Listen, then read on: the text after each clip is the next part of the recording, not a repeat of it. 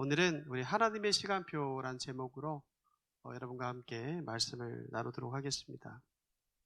여러분 삶에서 정말 억울한 일을 당하거나 정말 억울한 일을 경험해 본 적이 있으십니까? 여러분 정도의 차이는 있겠지만 아마도 저와 여러분들 모두가 한 번쯤은 굉장히 억울한 인생 속에서 정말 눈물이 나고 가슴 답답했던 그런 억울함을 분명 경험했을 거라고 생각이 듭니다.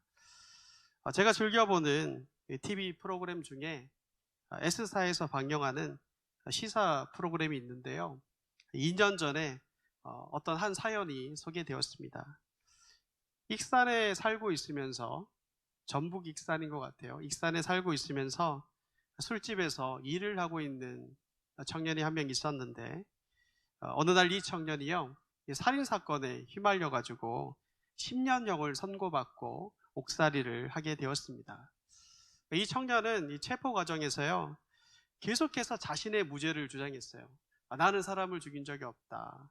나는 사람을 죽인 적도 없고 해친 적도 없고 나는 아무런 잘못도 없다라고 계속해서 호소했지만 자신의 이야기를 믿어준 사람이 없었다라고 합니다.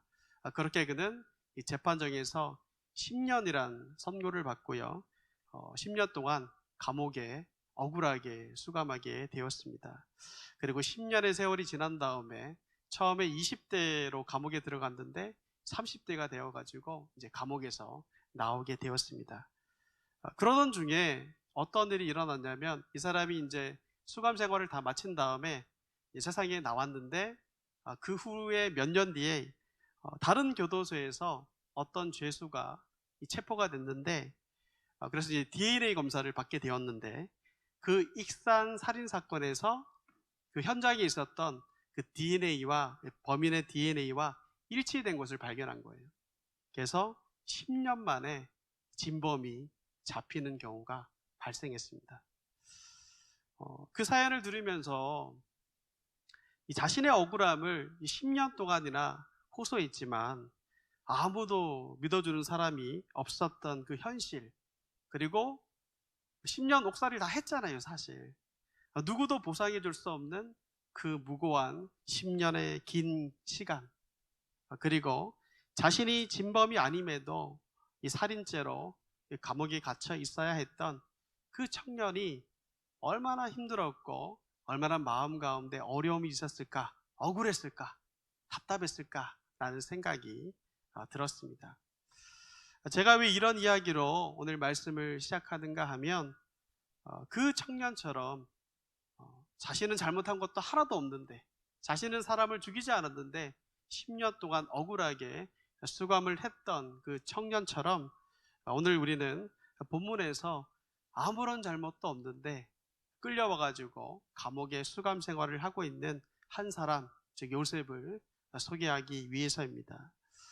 여러분, 우리가 요셉 하면 뒷부분만을 잘 생각을 하는 것 같아요. 애굽의 총리가 된 사람, 그리고 하나님 앞에 꿈을 꾸었고 그 꿈이 그의 삶 가운데 실현된 사람, 이 부분에서만 좀 집중해서 우리가 보는 경향이 있는 것 같은데, 사실은 요셉만큼 삶에서 고초를 겪고 어려움을 겪었던 사람이 그렇게 성경 가운데 많지 않습니다. 여러분, 요셉은요, 자신의 형제들에 의해서 17세, 어린 나이죠, 어린 나이에 종으로 팔려가지고 억울하게 이방 나라인 애굽으로 오게 되었습니다. 그리고 처음으로 간 곳이 보디발의 집이었는데, 보디발의 집에서 종으로 성실하게 일을 했지만 보디발의 아내의 모함에 빠져 감옥에 가게 되었습니다. 오늘 본문의 이야기는 그런 옥살이 중에 요셉에게 일어난 일을 우리 가운데 들려주고 있습니다. 여러분, 성경은요, 요셉이 어떤 이러한 억울함을 당하고 이런 누명을 쓰고 들어간 옥살이에 대해서 조금은 무미건조하고 요셉의 감정을 최대한 배제하면서 기록하고 있기 때문에, 성경은 사실 제한된 정해진 양이 있는 거잖아요. 그래서 요셉의 전생의 모든 감정을 다 적을 수는 없거든요. 그래서 대표적인 것만 딱 적고 있기 때문에 요셉이 사실 어떠한 마음을 가지고 그 옥살이를 감당했는지 읽어내는 것이 쉽지는 않습니다. 그러니까 우리는 성경을 보면서 요셉은 정말 대단한 사람이야. 옥살이를 하면서도 하나님 앞에 불평 한 번도 안 하고 묵묵하게 일을 하는 사람인 것 같아 라고 생각하기가 쉽습니다. 그러나 요셉 또한 우리와 동일한 성정의 사람임을 여러분 기억하시기 바랍니다. 또한 오늘 본문에서 술 맡은 관원장에게 자신의 억울한 상황을 설명하는 것을 볼 때 성경은 이 감옥 안의 요셉의 모습을 세세하게 말하거나 그의 감정을 얘기하고 있지 않지만 분명 요셉 또한 억울하고 분통이 터지고 때로는 화가 나고 그리고 가슴이 꽉 막힌 것 같은 답답함이 분명 그에게도 분명 있었을 거라고 우리는 추측해 볼 수가 있습니다. 그러나 요셉을 통하여서 우리가 한 가지 도전을 받는 것은 그 억울하고 힘들고 답답하고 원통한 상황 속에서도 굉장히 신실하고도 그리고 성실하게 자신이 맡은 바 일을 잘 감당했다는 것이죠. 요셉 주변의 많은 이들은 그런 그의 성실한 모습을 통하여서 하나님의 함께하심과 형통하심을 보게 되었고 39장 창세기 39장 22절부터 23절을 보시면 심지어 간수장이 옥중 제수에 관한 모든 일을 다 요셉에게 맡길 만큼 그리고 맡기고 점검조차 하지 않을 만큼 굉장히 요셉을 신뢰하고 믿었다는 것을 우리는 알 수가 있습니다. 그런 시간이 수년째 흘렀을 때 요셉이 감옥에 억울하게 수감이 되고 그리고 그 가운데 성실하게 일을 함을 통하여서 모든 사람에게 인정받는 그런 시간이 되었을 때 그리고 여러 시간이 흘렀을 때 좀 더 정확하게 말씀드리면 요셉이 애굽의 종으로 팔려오던 날로부터 약 11년의 시간이 지났을 때예요. 11년의 시간이 지났을 때 어느 날 오늘 본문에 나오는 것처럼 감옥 안에서 심상치 않은 일이 일어나게 됩니다. 요셉은요 지금 gat혀있는 곳은 일반 죄수들이 gat혀있는 감옥은 아니었습니다. 왕의 죄수들을 가두는 특별한 곳이었는데 그곳에 누가 들어왔냐면 어느 날 왕의 술 맡은 관원장이 들어왔고요. 그리고 왕의 떡을 맡은 관원장이 들어왔다라고 성경은 이야기를 합니다. 여러분 여기서 우리가 이 술 맡은 관원장이나 그리고 떡 맡은 관원장을요 오늘날의 바텐더나 아니면 요리사 정도로 생각해서는 안 됩니다. 여러분 고대 사회에서는 누군가를 암살할 때 음료나 음식에 독을 타는 경우가 가장 흔한 경우였거든요. 그렇기 때문에 왕의 음료를 맡은 사람 그리고 왕의 음식을 맡은 사람은 누구를 세우느냐면 왕이 가장 신임하고 왕이 가장 신뢰하는 사람을 그 자리에 세웠습니다. 대표적인 경우로 성벽 재건에 앞장섰던 느헤미야가 그런 경우에 해당된다라고 우리가 볼 수가 있습니다. 그리고 단지 술 맡은 자 그리고 떡 맡은 자가 아니라 뭐라고 얘기하냐면 술 맡은 관원장이라고 얘기하잖아요. 그리고 떡 맡은 관원장이라고 얘기하잖아요. 이 말을 쓴 것은요 그런 직책이 있는 많은 사람이 있는 거예요. 그러니까 왕에게 술을 따라주는 많은 사람들이 있고요. 또 왕의 요리를 준비해주고 왕에게 음식을 준비해주는 많은 사람이 있는데 그들 중에서도 왕이 가장 신뢰하고 왕이 가장 믿는 우두머리 중에 우두머리였다라는 사실을 우리는 알 수가 있습니다. 아무튼 어떤 일인지 모르겠어요. 어떤 일인지 모르겠지만 40장 1절에 따르면 왕에게 그들이 노여움을 샀고요. 그리고 지금 요셉이 있는 감옥에 들어오게 되었고 특별히 요셉이 그들의 수종을 들게 되었는데 이런 것만 보아도 그들이 뭔가 특별한 위치에 있는 높은 위치에 있는 사람들이었다라는 것을 우리는 알 수가 있습니다. 그런데요 그 사람들이 들어왔고 요셉이 수종을 들었겠죠. 그러다가 며칠이 지난 다음에 어떤 일이 일어나냐면 그들에게 특별한 일이 일어납니다. 이 두 사람이요 동시에 같은 밤에 각각 다른 내용의 꿈을 꿉니다. 그리고 우리가 여기서 좀 기억해야 될 것은 요셉이 이야기에서 꿈은요, 굉장히 중요한 역할을 하는데, 이 이야기에서 꿈은 단지 어떤 인간의 잠재의식 속에서 나오는 것이 아니고요, 하나님께서 인간을 통해서 무언가를 하시기 위해서 사용하시는 이 계시적인 성격의 의미를 띈다는 것을 우리가 염두에 두고 이 꿈을 우리가 볼 필요가 있습니다. 다음날 아침에, 아무튼 같은 날 밤에 각각 다른 꿈을 꿨잖아요. 그 다음에 다음날 아침이 되었습니다. 언제나처럼 요셉은요, 두 사람의 시종을 들기 위해서 방문을 했겠죠. 그런데 요셉이 보니까 어제와는 다르게 이 두 사람의 얼굴에 수심이 있는 것을 보게 되었어요. 그리고 그 연유를 묻습니다. 그러자 그 사람들이 이렇게 얘기하죠. 내가 어젯밤에 잠자리에 들었는데 꿈을 꾸었는데 이 꿈의 내용이 생생하면서도 뭔가 이 특별한 의미가 있는 것 같은데 해석할 수 없어가지고 너무나 답답하다는 것이죠. 그래서 요셉이 이렇게 말합니다. 8절 하반절을 보면요, 이렇게 말합니다. 요셉이 그들에게 이르되 해석은 하나님께 있지 아니하니이까 청하건대 내게 이르소서라고 말합니다. 이때 이제 술 맡은 관원장과 떡 맡은 관원장은요, 지난밤에 꾼 그 꿈에 대한 이야기를 상세하게 요셉에게 알려줍니다. 그리고 요셉은 하나님이 주신 지혜로 그 꿈을 해석하게 되죠. 9절부터 13절까지의 내용은요, 먼저 술 맡은 관원장이 꾸었던 꿈에 대한 이야기고, 그리고 요셉이 그 꿈에 대한 해석을 해주는 장면입니다. 내용을 간단하게 말씀드리면, 포도나무 가지 가운데 포도나무 가지가 있는데요, 이 가지가 3개가 난 거예요. 3개가 나 있는데, 그리고 그 가지에서 열매가 열리는데 그 열매의 즙을 짜가지고 바로에게 올려드린다는 내용입니다.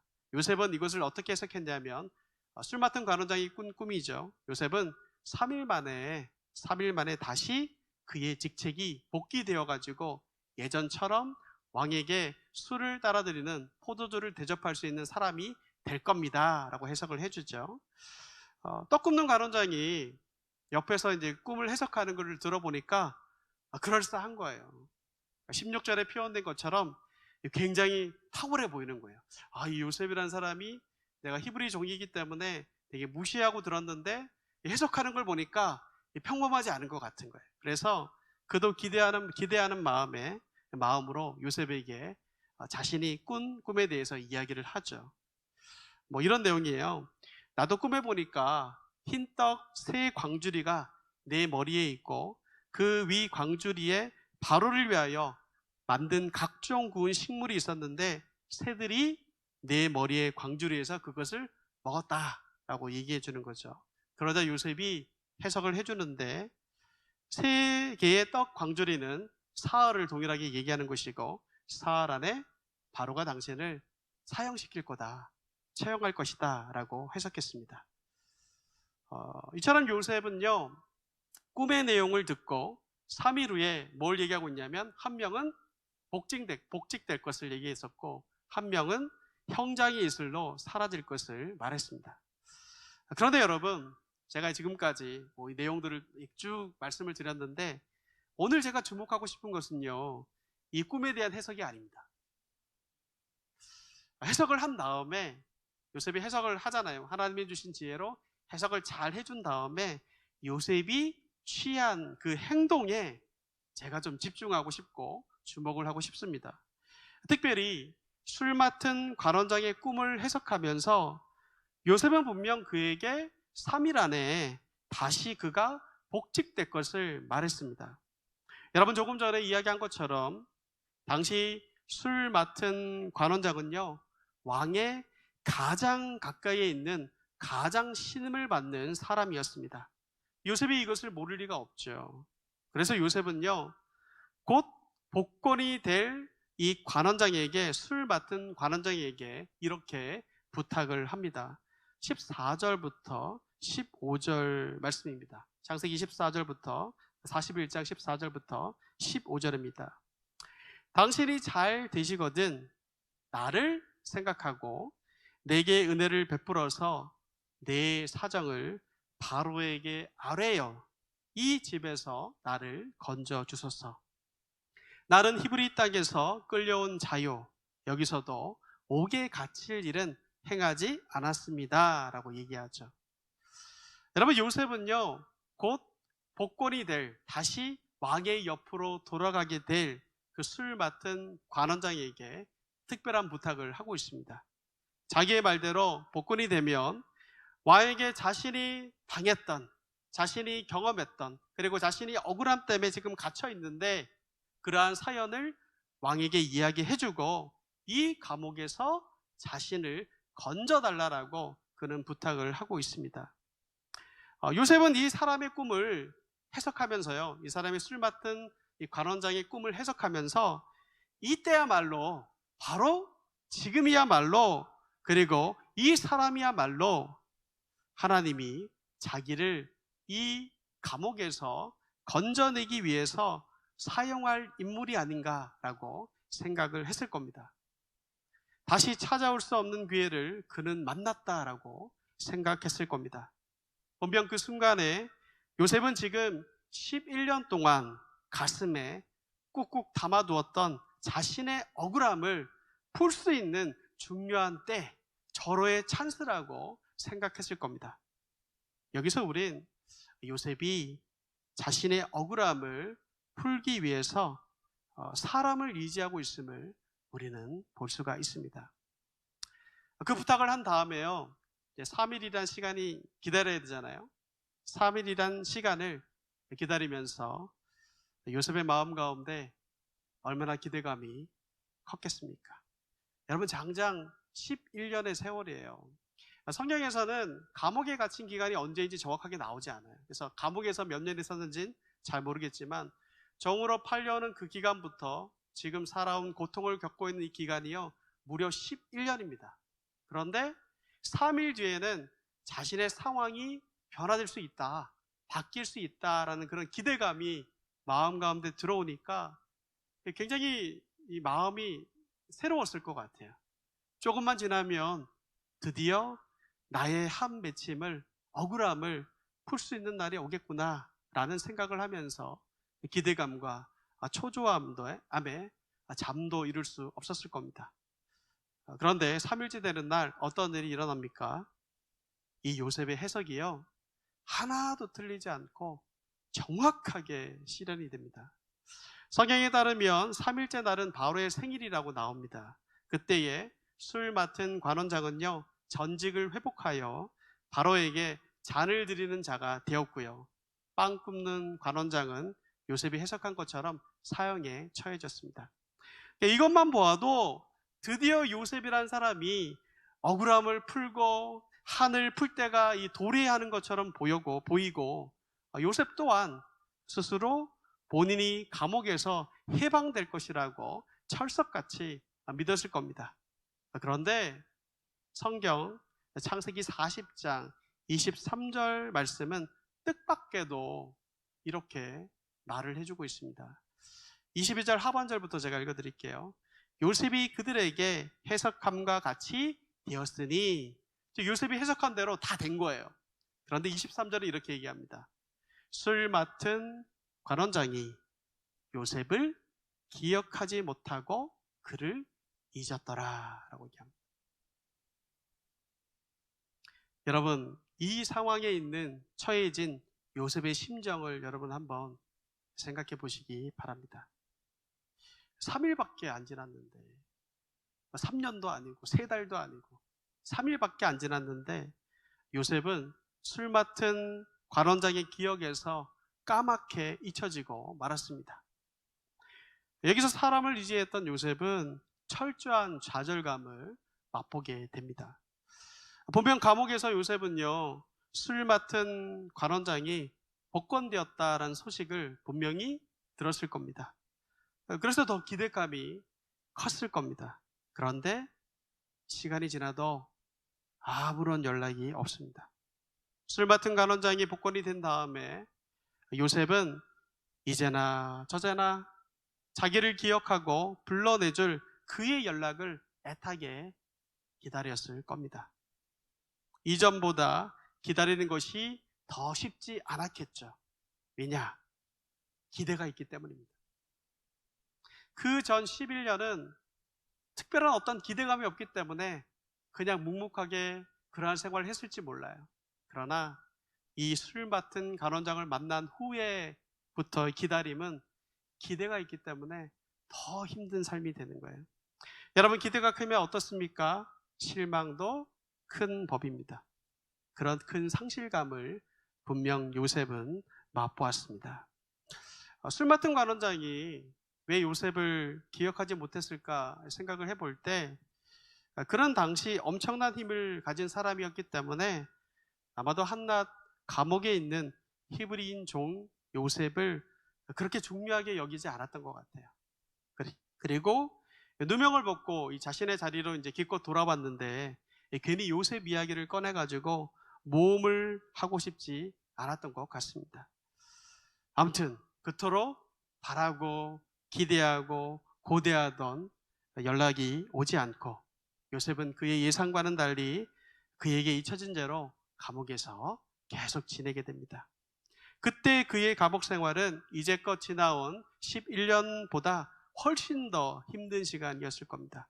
그리고 요셉은 그 상황에서 술 맡은 관원장에게 자신이 잊혀진 것보다 하나님께 잊혀졌다라는 더 큰 고통과 실망을, 그리고 하나님 왜 이때가 아닙니까? 라는 의문을 가졌을지도 모르겠습니다. 그러나 여러분, 이사야서 말씀에 하나님은 어떠한 분이십니까? 이사야서 55장 8절부터 9절 말씀을 보면 이사야 선지자가 이렇게 하나님의 말씀을 얘기합니다.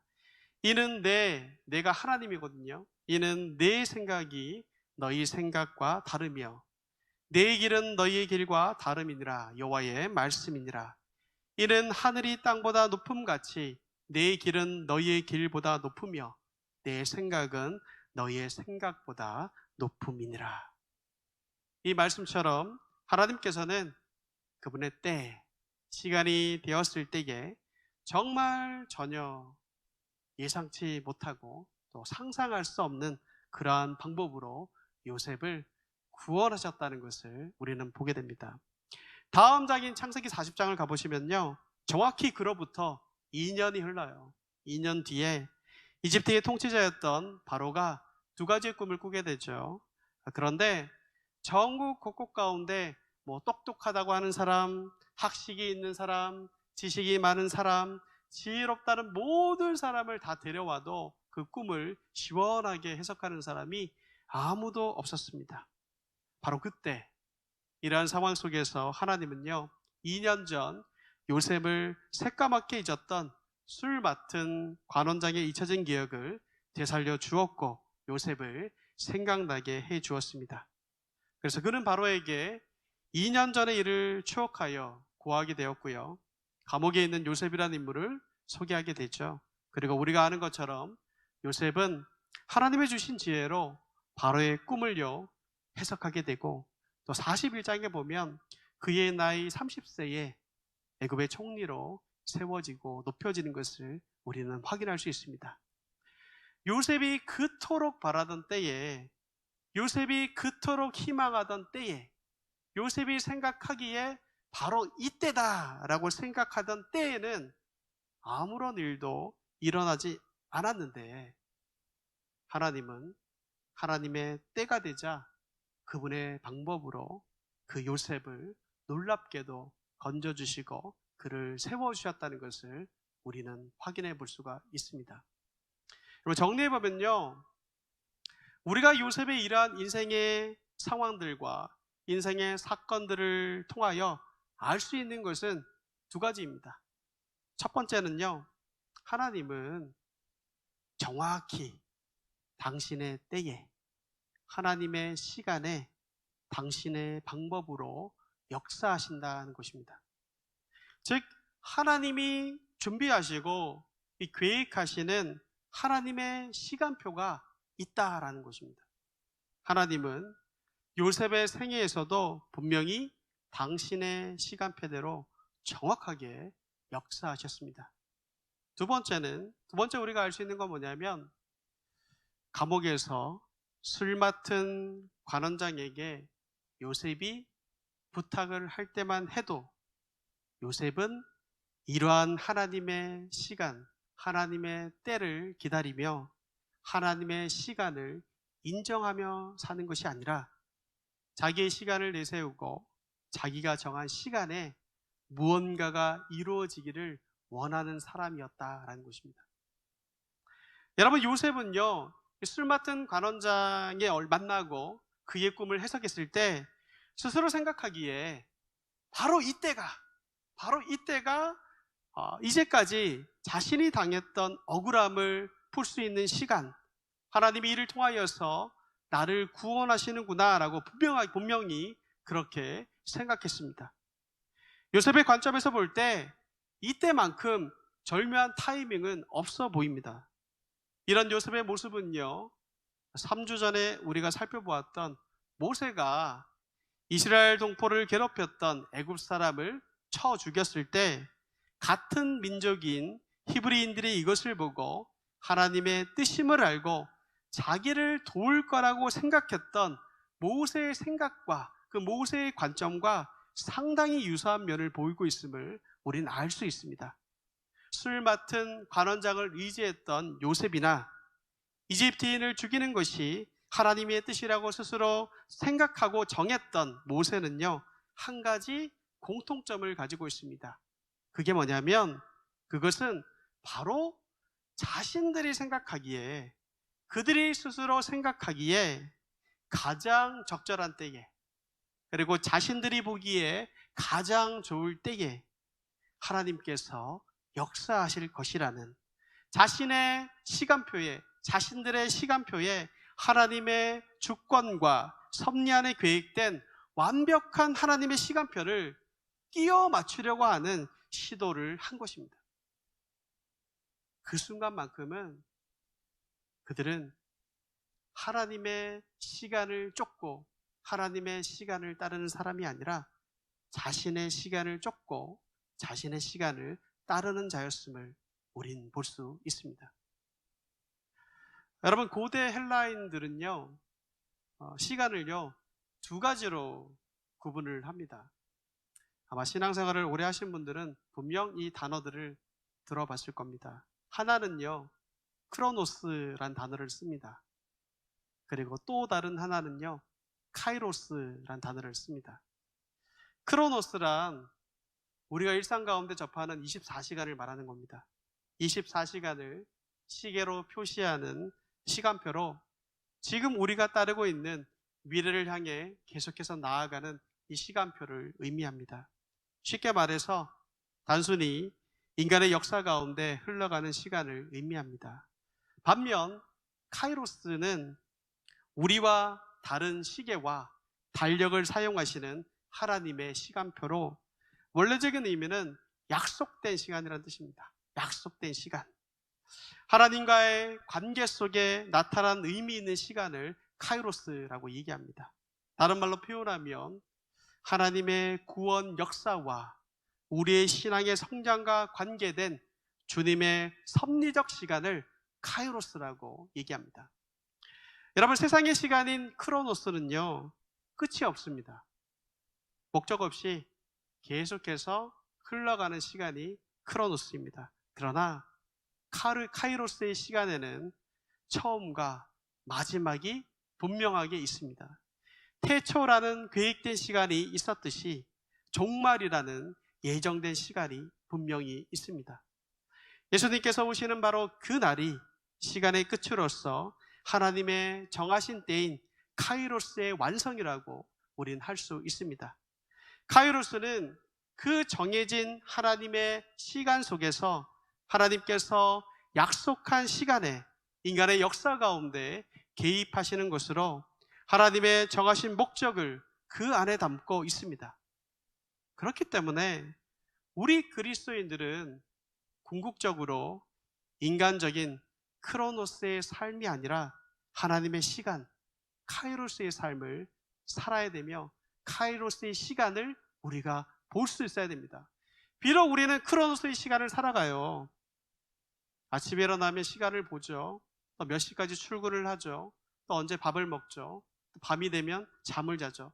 우리가 크로노스의 시간을 살긴 살지만, 우리가 그리스도인이라면 크로노스의 시간에 살지만 눈에 보이진 않지만, 또 그리고 그때가 언제인지 알 수 없지만 하나님께서 우리 인생 가운데 개입하시고 또 우리 인생 가운데 섭리적으로 역사하시는 그 카이로스의 시간을 주목하고 목도할 수 있는 그런 마음의 자세가 우리 가운데 분명히 필요하다라는 것입니다.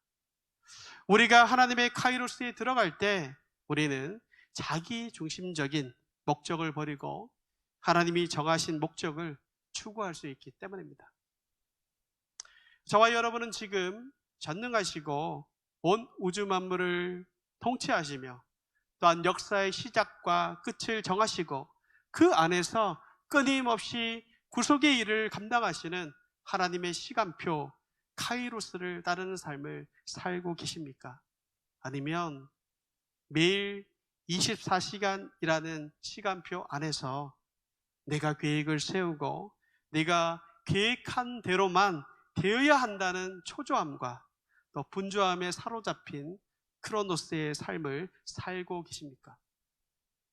정직하게 우리의 모습을 되돌아보면 하나님의 시간이 아니라 우리의 시간을 쫓아 살 때가 훨씬 더 많을 거라고 생각이 듭니다. 우리는 스스로가 이미 우리가 원하는 시간표를 만들어 놓고 기도하면서 꼭 우리가 정한 시간 안에 하나님께서 응답하시기를 간구합니다. 하나님, 제가 생각할 때 이때가 바로 하나님이 이 문제를 해결해 주실 그때입니다. 하나님, 제가 볼 때 나를 억울함에서 건져 주실 때가 바로 지금입니다. 저의 관점으로 볼 때에 지금이 저를 경제적인 어려움에서 도움을 주실 때입니다. 이처럼 우리들은 우리를 중심으로 시간과 계획을 세우고 초등학교, 중고등학교, 대학교, 직장, 결혼의 수순을 따라 생활하기 마련입니다.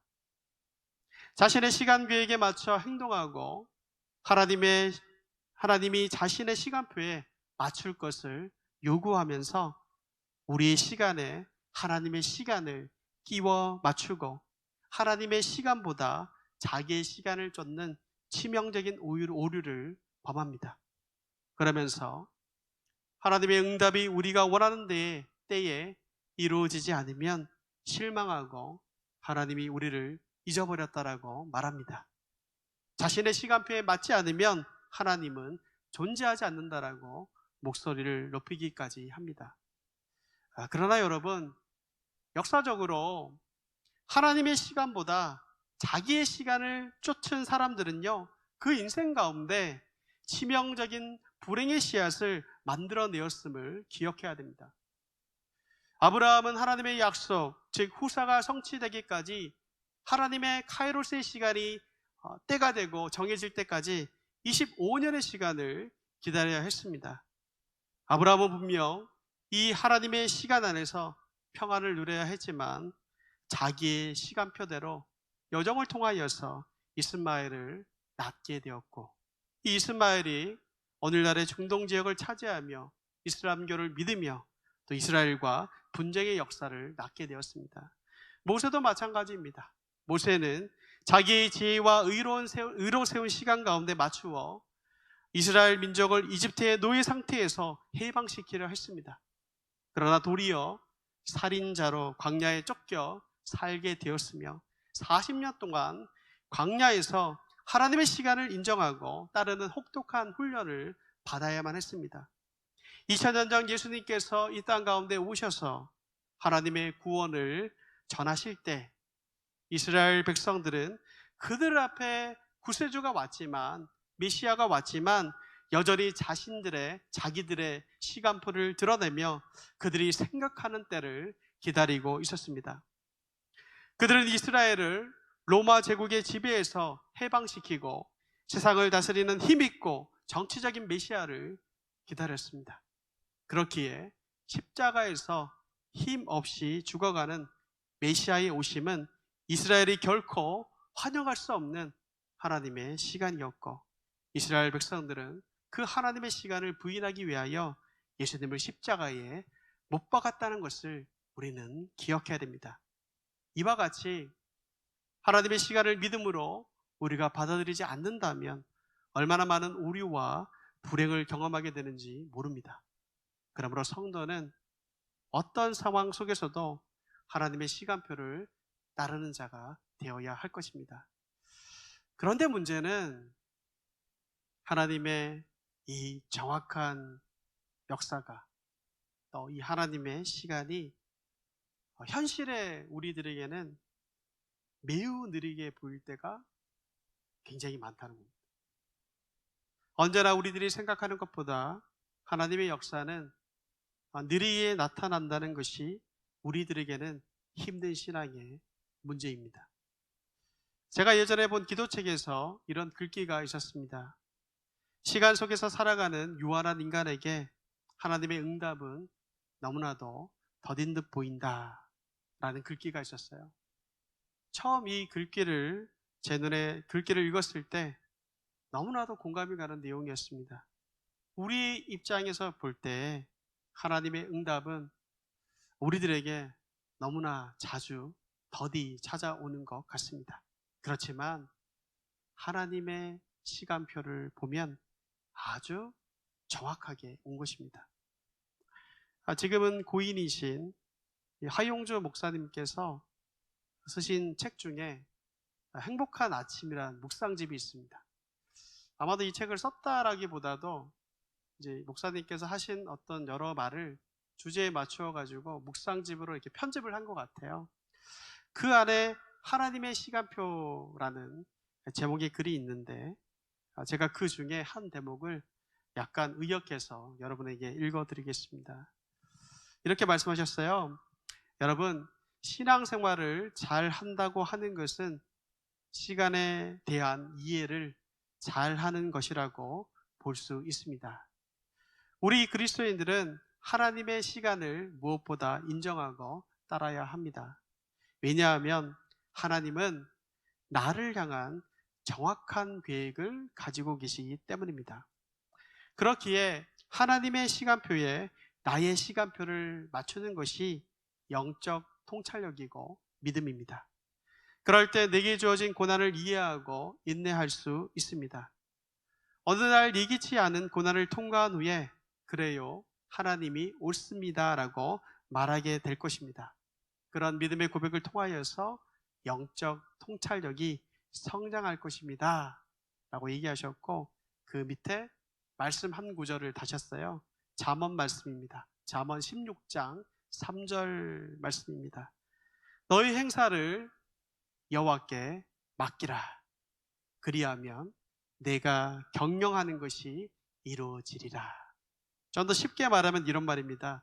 내가 하는 일을, 내가 계획하는 일을, 내가 생각하는 일을 여호와께 맡기라. 그러면 내가 생각하는 것이 이루어질 것이다. 여러분 잊지 마십시오. 시간은 하나님께 속한 것입니다. 그렇게 우리는 시간의 주인이 되시는 하나님의 시간표를 따라 살아가야 합니다.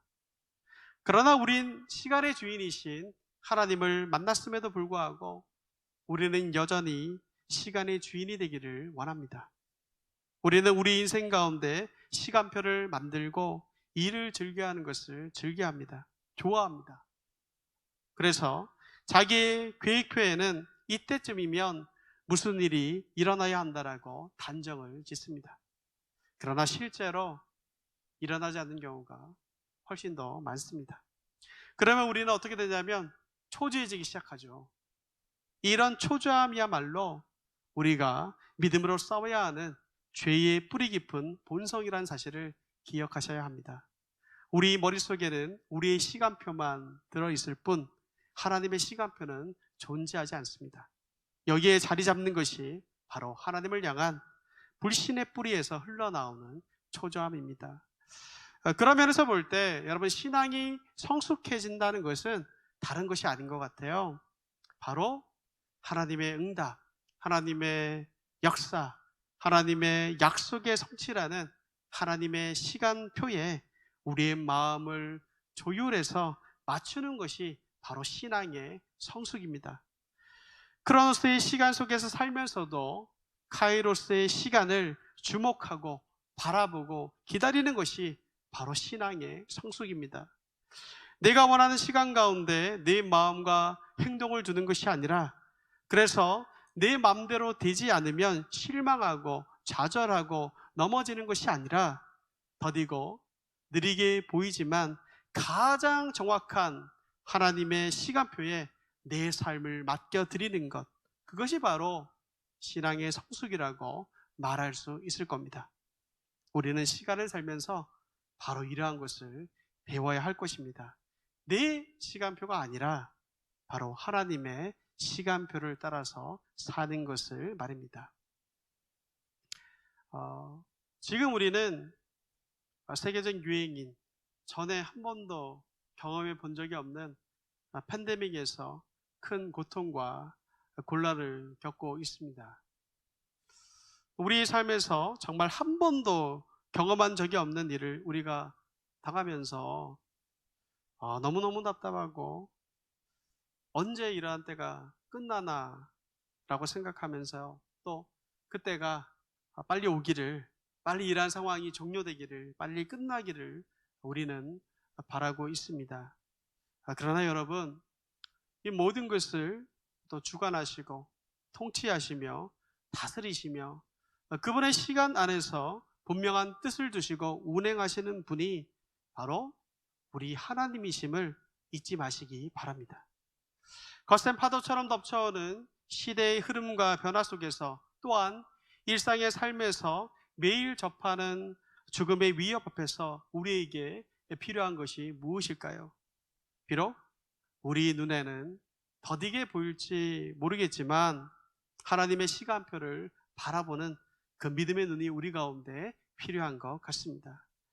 코비드-19의 시대 속에서 우리가 경험하는 개인과 공동체의 고통과 고난의 시간이 빨리 해결되는 것도 좋아요. 정말 감사한 일이죠. 빨리 해결되기를 바라는, 그렇게 바라는, 조급하게 바라는 나의 시간표가 아니라 정확하게 이전 가운데 역사하셨고, 그리고 또 지금 이 순간에도 역사하고 계시고, 또 앞으로 그 하나님의 정확한 때에 역사하실 하나님의 시간표를 믿음으로 우린 기다리면서, 왜 하나님께서 이러한 때를 주셨는가, 그리고 하나님이 우리에게 이 고난의 때를 주신 의미가 무엇인지를, 혹 그 가운데 하나님 앞에 회개할 제목이 있다면 참회의 회개를, 그리고 회복되어져야 될 부분이 있다면 회복에 대한 열망을 가지고 믿음으로 그 때를 기다려야 할 것입니다. 사랑하는 성도 여러분, 우리들이 처한 현장 속에서 더디 보이지만 정확하신 하나님의 시간표를 바라보는 그런 은혜를 덧입는 저와 여러분이 되기를 바랍니다. 힘든 때이지만, 그리고 너무나 힘들지만 조급한 내 삶의 시간표로 우리 인생을 조율하는 것이 아니라, 오히려 하나님의 시간표로 우리 인생을 조율해 나가는, 하나님의 은총 가운데 살아가는, 믿음으로 그 삶을 살아나가는 우리 모든 베들레헴 교회 성도들 되기를 간절히 기도합니다. 함께 기도하겠습니다.